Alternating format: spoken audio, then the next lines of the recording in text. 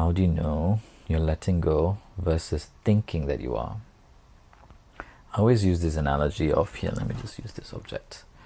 So if I'm grabbing onto something, and I've just got this thing here I'm grabbing, if I'm grabbing onto it, right, and let's say if this thing heats up, like, I don't know, like a hot rock or something, volcanic rock. Not a good idea to pick up a hot volcanic rock, but here, let's say, I picked it up and like holding onto it. Now if it starts to heat up somehow magically, just heats up, gets really hot, I'm still hanging onto it, well, what's going to happen is I get really uncomfortable and it's going to burn.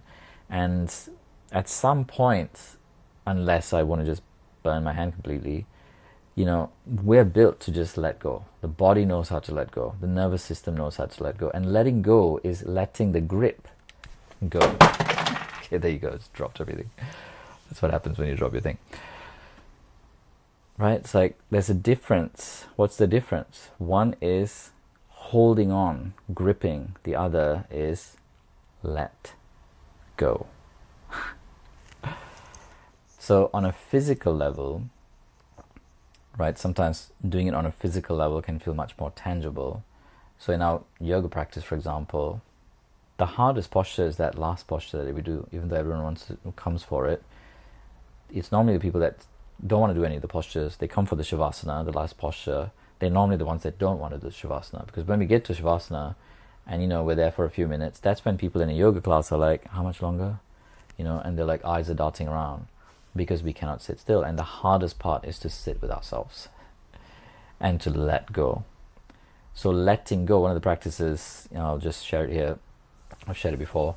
It's like, when you're lying on the ground and you're consciously scanning, like as if like a laser beam scanning, right, from crown of the head down to your feet, and consciously letting go of muscle groups. So you'll feel the body actually letting go, letting go, letting go. It's also, it's a practice that you can do if you struggle to go to sleep. So people say to me, I can't sleep, I don't know.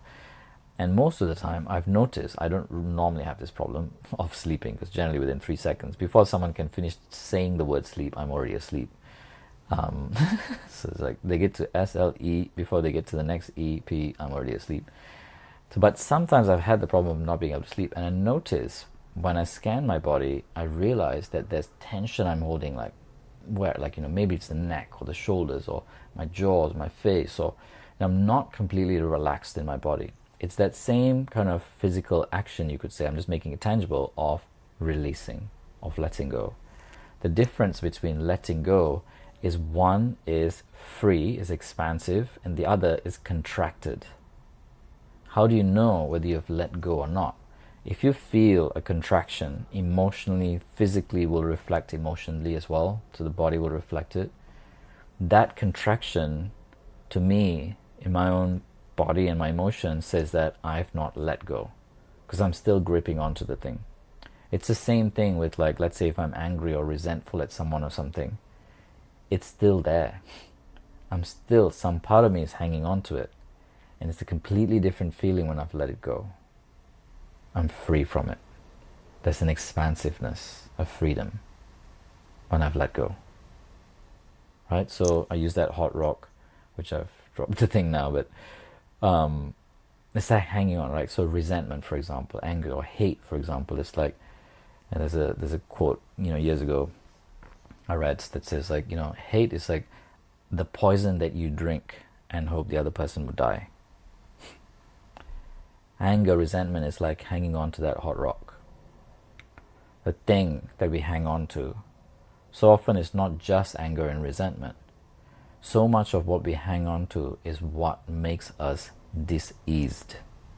The diseases that we have so often is the tension that we are holding and hanging on to.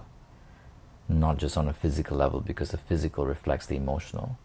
And that which we haven't let go of, that which we are hanging on to and contracted, when you're stressed, when you're tense, energy cannot flow through. And that stagnation of energy, the lack of flow, or just flow not being possible, becomes an unease and becomes a dis-ease. And then we take the dis-ease and give it a name and call it a condition and give it some tablets so that we don't feel it. which is a wonderful way of dealing with it.